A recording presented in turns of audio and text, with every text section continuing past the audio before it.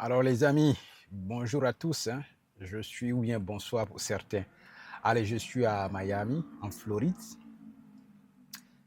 Eh bien, des gens, vous pourriez considérer, pour ceux qui sont aux États-Unis, ça peut être une considération pour vous de visiter la Floride parce que j'adore vraiment la température, le weather ici, qui est vraiment semblable à l'endroit où je suis né, où j'ai grandi. Nous sommes dans une zone tropicale, il pleut beaucoup ici. Et puis, allez dehors, vous allez voir qu'actuellement, il y a le soleil qui sort. Nous sommes matin. Actuellement, il est 8h14, 9h14, pardon. Et j'adore ce temps. Donc, actuellement, j'opère à Miami. Oui, clair. Oui, c'est une zone vraiment que j'ai aimée. Vous vous souvenez quand j'étais venu en visite lorsque j'étais chez American Airlines où je pouvais voyager gratuitement. Allez, j'étais venu en une tournée, j'ai découvert l'endroit. Franchement, je suis tombé sur la beauté, le charme et les personnes en fait. Voilà, les personnes que j'ai rencontrées m'ont vraiment donné cette occasion d'être des personnes différentes. Voilà, par rapport au regard, tu vois, lorsque tu marches à côté. L'environnement en tout cas. Franchement, du coup, cette ville de Miami m'a attiré. Du coup, allez, maintenant je suis installé, pas forcément à 100%, mais juste une visite de longue durée. Ça pourrait nous aider à faire d'autres activités, rencontrer d'autres personnes et tout ça. Donc, je suis là pour le moment. Moi, j'ai rencontré des personnes, des problèmes de santé quand j'étais à Chicago, beaucoup de problèmes de santé où j'en ai parlé même sur la chaîne. Mais aujourd'hui, je suis d'abord avec mon séjour au pays qui a duré plus de 100 jours, disons plus de 3 mois. Et j'ai travaillé beaucoup sur la santé. Donc, ce qui m'a permis de retrouver vraiment beaucoup de choses que j'avais perdues. Voilà. Et aujourd'hui, je suis fier de venir à Miami où quand je regarde l'environnement, le climat, la nourriture, tout ça m'aide encore à booster encore le niveau santé. Ce que je n'avais pas en 6 ans, ce que j'avais perdu fortement quand j'étais à Chicago, ce qui a joué fortement sur le moral même. Et aujourd'hui, Miami est une ville, ou la Floride, je dirais, est une zone favorable vraiment au développement, je veux dire, de ma santé et tout ce que j'avais perdu en termes de petits bobos, problèmes par-ci, par-là. Et je suis fier de découvrir encore en profondeur cette ville de Miami qui est une zone touristique. Et les personnes qui sont ici sont différentes dans la communication. Vous allez voir que la majorité des gens, on a des Cubains, on a les Haïtiens, ils sont très nombreux ici. Voilà, les Cubains sont beaucoup, beaucoup, beaucoup ici, qui viennent de Cuba. Les Haïtiens aussi sont beaucoup. Il y a des zones, quand vous arrivez, vous allez penser que c'est en Afrique, hein, parce que les gens s'abritent comme des Africains. Je ne veux pas des Haïtiens surtout. Les Caribéens, Caribéennes, Haïtiens, Cubains, ils s'habillent comme des Africains. Et bien, quand tu arrives dans des zones de Miami, tu vas penser que tu es en Afrique, dans une zone en Afrique, mais ce n'est pas le cas. Parce que les gens ont ces accoutrements africains, leur manière de faire un peu. C'est clair, les Caribéens ne sont pas des Africains, les Haïtiens ne sont pas des Africains, mais je veux dire que c'est le même peuple. On est tous le même peuple, on sait comment ces peuples-là se sont diversifiés, d'autres se sont retrouvés sur d'autres parties du monde, et tout ça. On sait comment c'est passé. C'est le fait de l'immigration et aussi de l'esclavage. Voilà. Allez étudier l'histoire. Ici, ce n'est pas un contenu historique. Donc, pour dire quoi, et c'est une zone fabuleuse. Si vous êtes dans d'autres zones des États-Unis où vous avez peut-être des problèmes de santé, ça peut être le climat, pour moi. Pas forcément le climat à 100%, mais le climat faisait partie. Faisait partie, voilà. Et je découvre Miami, qui est une belle ville, des personnes joyeuses, des personnes qui s'amusent, des touristes. Donc, pour dire que Miami même, j'ai remarqué que la majorité de la population ne sont pas forcément nés ou ont grandi ici. Vous allez voir qu'il y a des gens, pratiquement, qui parlent seulement le Spanish.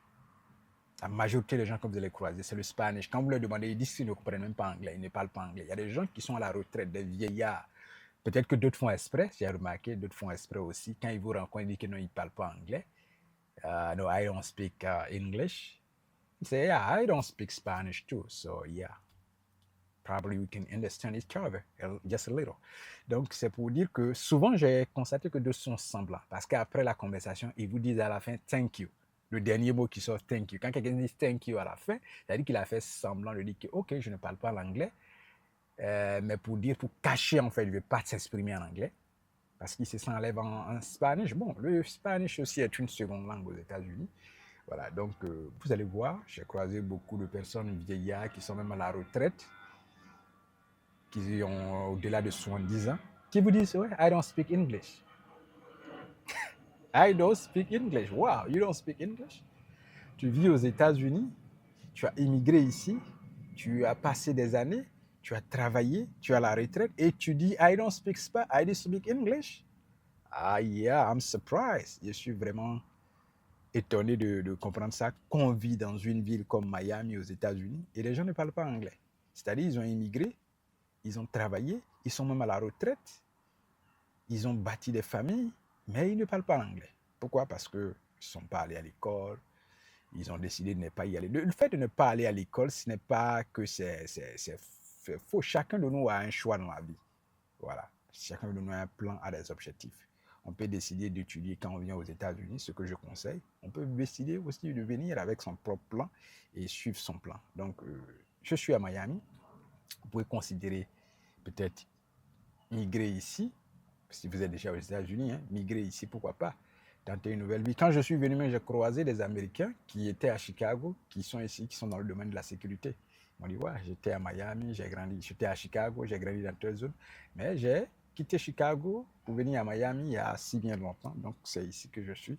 Donc j'ai croisé comme ça des Américains qui étaient à Chicago, d'autres même viennent en tourisme, qui viennent de Chicago, parce que nous sommes dans une zone balnéaire, beaucoup de tourisme africain, marocain, maghrébin.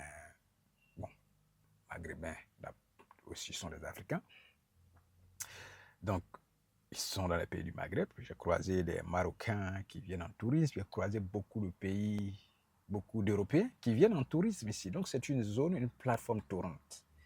Les gens s'amusent beaucoup, les gens boivent beaucoup, les gens vont beaucoup à la plage, les gens sont accueillants. Ce n'est pas forcément cet accueil que je voyais à Chicago où on te regarde avec un œil qui est truc. Mais j'ai remarqué que le regard est un peu quand même différent à Miami.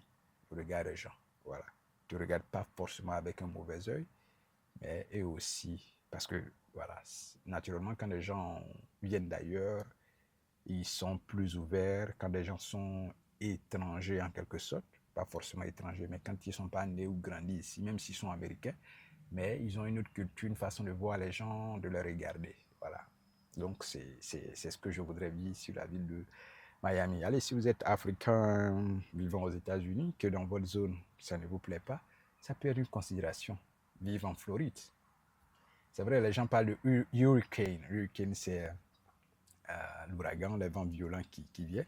Mais des gens vivent toujours ici. J'ai posé la question à des gens, mais comment vous pensez de hurricane? You know, how do you think about that? They said, no, je suis ici, ça fait plus de 30 ans, mais ça a toujours été comme ça en vie. Ils m'ont dit, OK, ceux qui sont dans les zones de plage, par exemple sur Miami Beach, ça peut causer un problème, mais les gens y vivent. Voilà. Les gens vivent, quand ça arrive, ils vivent. Mais les gens parlent, les gens disent que non, quand Hurricane va venir, quand ce sera la période, I will leave Miami to another city. Donc, je vais quitter Miami pour aller dans une autre ville. Et après, quand ça va passer, je vais revenir. Mais les gens y vivent. Passer 24 heures, ils vivent, ils vivent. Donc, je ne pense pas que ce soit aussi une question de vie ou de mort. Les gens vivent, ils se sont adaptés. Ils ont leur propre manière de se sécuriser et tout ça. Voilà. Allez, donc c'est ça. Vous pouvez considérer de vous relocaliser à Miami, en Floride, pour commencer une nouvelle vie. Si vous avez rencontré d'autres problèmes ailleurs, ça peut être une zone. Parce que étant africain, la majorité de l'Afrique, nous sommes proches de l'équateur et il fait chaud. Nous sommes dans un climat tropical et Florida est une zone tropicale. Beau, les gens sont beaux. En tout cas, en matière de filles, on a de très belles filles ici. Et voilà, de très belles filles, de beauté et de très beaux garçons aussi. Voilà. Mais étant garçon, moi, c'est les filles. que je vois, voilà, on a des très belles filles. Voilà. C'est pas les garçons qui vont m'attirer, c'est les filles qui m'attirent, voilà. Donc je veux dire que j'ai de très belles filles. Bon, quand je parle d'attirance, ça ne veut pas dire que non, il faut aller les draguer, mais je veux dire que c'est de belles personnes, de beauté, voilà. Pas pour dire que je suis à la recherche, non, je ne suis pas à la recherche, mais pour dire que c'est de belles personnes. Et pourquoi pas, je suis un garçon, et même si je recherche, ça peut être possible, voilà. Donc c'est clair, vous pouvez considérer, le relocaliser, commencer une nouvelle vie, bomber, réfléchir, planifier à nouveau, acquérir en santé, et puis boum, boum, boum, réaliser vos prochains objectifs, vos prochains projets. Je suis là pour l'heure, passer un moment, et puis allez, retourner à la maison. Vous savez, la maison c'est où? La Côte d'Ivoire. Merci. Et je ne sais pas qu'est-ce que vous pensez, hein. Dites-moi en commentaire, bien sûr, qu'est-ce que vous pensez si vous êtes aux États-Unis, quel est votre avis sur la ville de Miami. Il faut dire que Miami est une ville de rêve pour moi, hein. Voilà. Miami est une ville de rêve pour moi. Chicago, je suis venu là parce que c'était le plan aussi de Dieu. Mais quand j'étais en Afrique, j'avais commencé des activités dans une entreprise où on m'avait posé la question où je voudrais acheter une maison si j'étais aux États-Unis. Bien, ça a été bien Miami. C'est Miami. Ma question, ma réponse a été Miami. Donc, Miami est une ville de rêve pour moi. Qu'est-ce que vous pensez en commentaire? Quel est votre avis sur ce que je viens de dire? Pensez-vous être relocalisable pour recommencer à nouveau si vous avez des problèmes de santé liés au climat dans votre zone? Quel est votre avis? Si vous vivez à Miami, dites-moi ce que vous pensez sur ce que je viens de dire. Est-ce que je suis en train de mentir? Corrigez-moi. Les gars, à la prochaine dans une autre vidéo. Kiff.